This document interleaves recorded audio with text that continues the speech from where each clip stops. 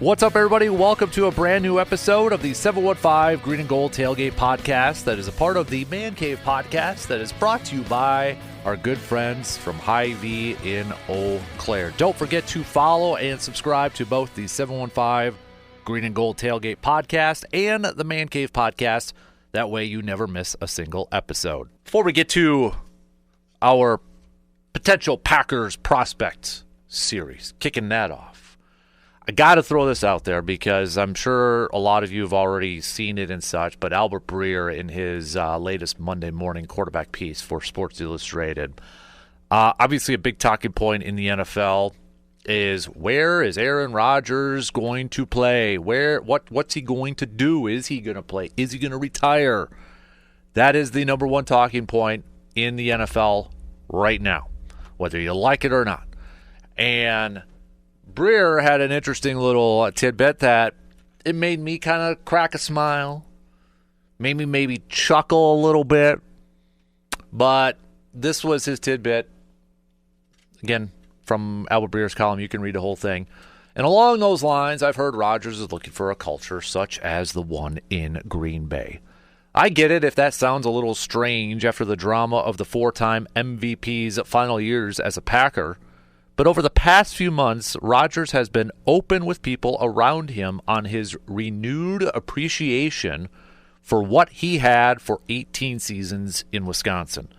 Call it a grass is greener dynamic if you want, but it definitely has felt to some of those around him like spending a couple of years as a New York Jet made Rodgers view the situation he had more favorably. Obviously, it's like the band Cinderella says, you don't know what you got till it's gone. So I kind of yeah, see, there you go. I also think Packers fans should take notice of this too. Because, yes, we do gripe about our favorite teams. We do gripe about how our favorite teams go about operating and their business and how they construct teams and personnel and that sort of stuff. Here you have a four-time MVP who it felt like he was getting everything he wanted with the Jets. Any player he wanted, he was getting it. He was getting his buddy Devontae. He was getting Allen Lazard, Randall Cobb, even. I mean, whatever Rodgers wanted, he was getting. They were catering everything to him. Offensive coordinator, et cetera, et cetera, et cetera. But when it all said and done, apparently it wasn't as good as he had it in Green Bay. So I think it's also maybe a nice reminder that, hey, you know what? As much as we are frustrated at times with decision-making and roster constructions, Green Bay maybe kind of knows what they're doing more times than not. We can definitely criticize some draft picks or, hey, that signing didn't work out or that decision didn't work out or that coaching decision. What are you doing over there, Matt LaFleur? Absolutely. I mean, that's going to happen, and it's going to continue to happen. But maybe the overall picture is like, yeah, it's the culture in Green Bay. Pretty good. Pretty dang good. Even from a guy who was complaining a lot in the last few years and wanting out. And if this is all on the up and up, this report, maybe it wasn't that bad. Maybe it wasn't that bad. And now you're kind of clamoring for those days again. Kind of like what Andy says in The Office, right?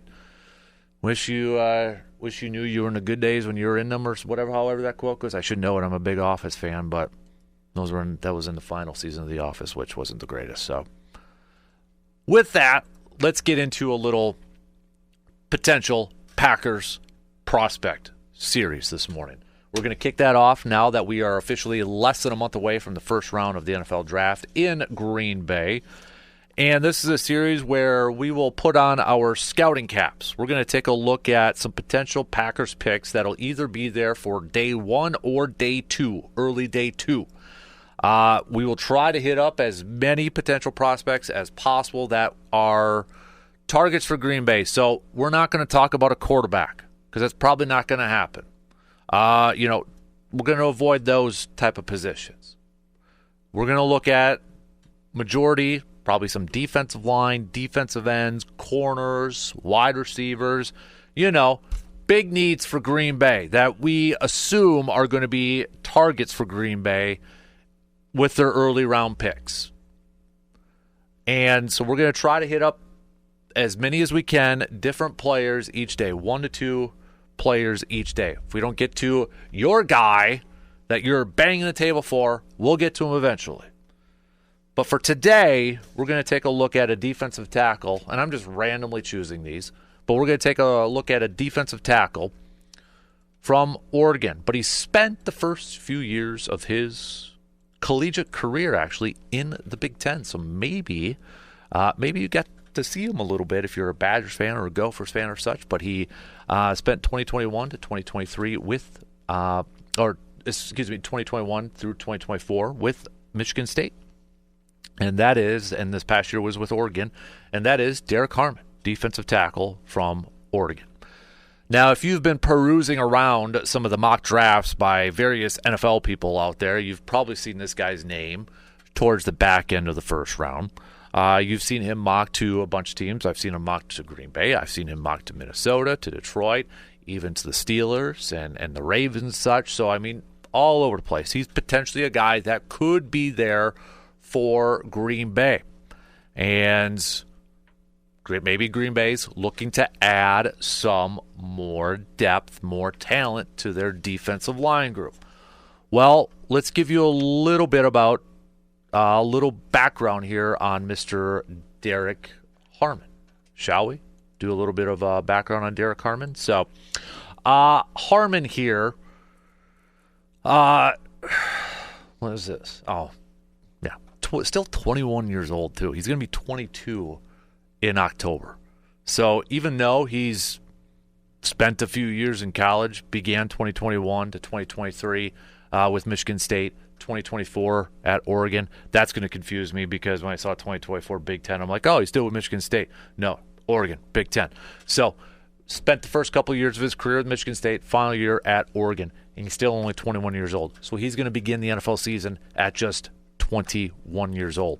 But when you look at what the experts and the draft analysts and all those people have to say, let's start off with some numbers from Pro Football Focus. Pro Football Focus had Harmon with 55 pressures last season, the most of any defensive tackle in the FBS.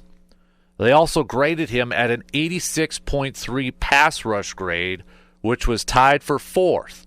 He made 5 sacks and 10.5 tackles for a loss. Daniel Jeremiah from the NFL Network, their main draft analyst, had this to say about Derrick Harmon. Quote, Harmon is a quick, disruptive defensive tackle with excellent instincts.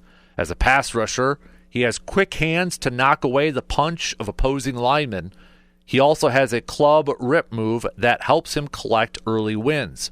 He flashes an occasional bull rush, but I'd like to see more of it because it is effective.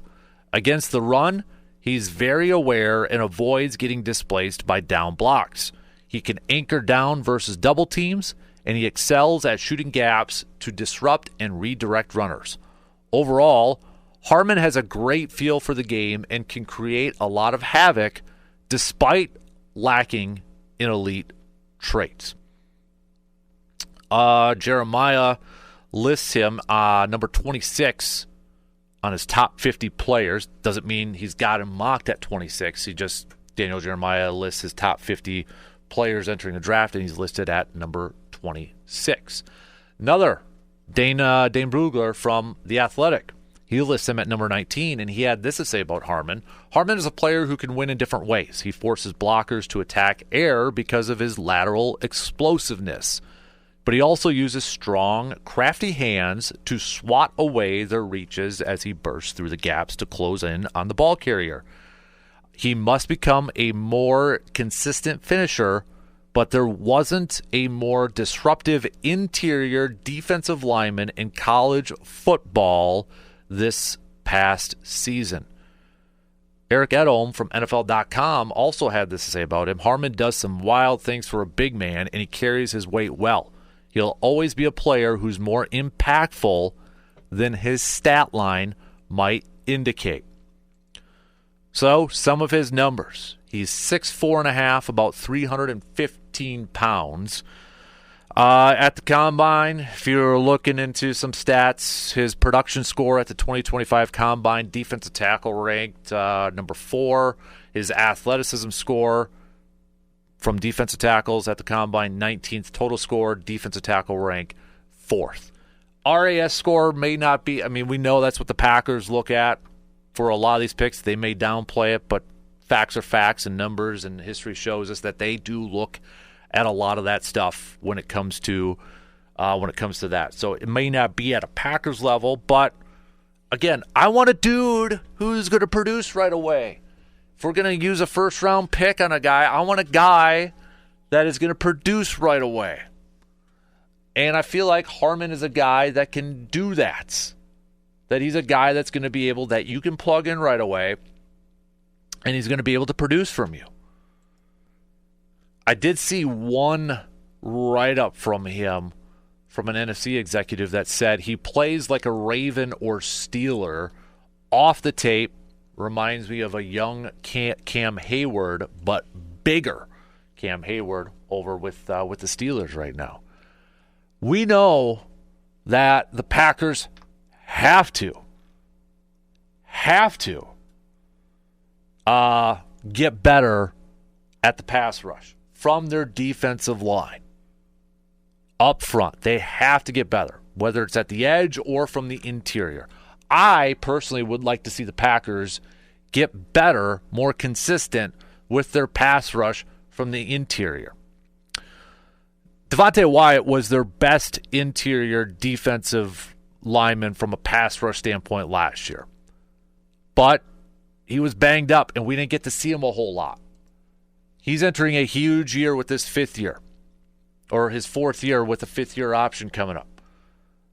If Wyatt is healthy and available and out there, that will help the pass rush. But I want a little bit more. I want a pass rush that comes up the middle and gets into a quarterback's face right in front of him right away, gets him off of his mark. Because if he's got to scramble and he's got to start to go to the outside or to the edge, then that will make things a little bit easier for those edge rushers to get after him. But if they can get that pressure up the middle, that would be a huge boost for this pass rush. I also saw the other day, I mean, this is a guy that is on the list for some other NFC North teams. From the Minnesota Star Tribune, Ben Gosling, he said that he's hearing that Harmon is a prospect on the Vikings priority list. Now, the Vikings, we know, really beefed up their defensive line, interior defensive line, right? They signed Jonathan Allen, Javon Hargrave, but they may be looking for a little bit younger and to create more depth. Saw the Lions are a team that's attached to him as a potential need. So, I mean, this is a guy that if the Packers don't select him, and I'm not saying the Packers should get him just so the Vikings and the Lions don't get him, but this is a guy that I feel like, and scouts sounds like feel like, that he can help day one for Green Bay. Put him on that defensive line, and he's going to help with the pass rush. He's going to be effective up there. So, is this a potential target for Green Bay? Absolutely. He absolutely is a target. And playing in the Big Ten, I'm sure Packer scouts are very familiar with him, and they've done their homework. And again, he's been attached to the Packers, depending on various mock drafts or scout, people throwing him out there as a potential target for the Packers and that. So, I wouldn't be surprised if his name is called for Green Bay. And I feel like he's a guy that you can plug in day one right away within the rotation. Looking at some of the other numbers that he put out there for Oregon last year. I mean, we talked about, the pressures and such. And remember here, too. So he started all 14 games. He was second-team All-America honors. Big Ten second team. Ranked up a career-high 10.5 tackles for loss, 5 sacks, which we mentioned. Finished the season with 45 total tackles, 27 solo. Also broke up 4 passes. Forced 2 fumbles. And recorded a pair of fumbles, too. getting that hand up, right? I know a lot of Packers fans last year. There's a few of you that are always saying, get those hands up when it comes to the pass rush. Yeah, definitely. I would not bat an eye. Would definitely not bat an eye if Derrick Harmon is a potential Packer target. No question. So, and Derrick Harmon was a co-defensive player of the week, a Senior Bowl co-defensive player of the week during the season too. And I believe, yeah. So that's a little bit about Derrick Harmon, a guy that could potentially be available there, a potential Packers prospect when it comes to either maybe the back end. It seems like he's going to be a first-round pick, maybe middle, back end, depending on, there's still a little bit of time left that he can maybe move up on the draft boards, maybe fall down a little bit. But he is definitely, I think, if Green Bay wants him, if this is a guy that's high on their priority list, this is going to have to be a first-round pick for Green Bay at their spot.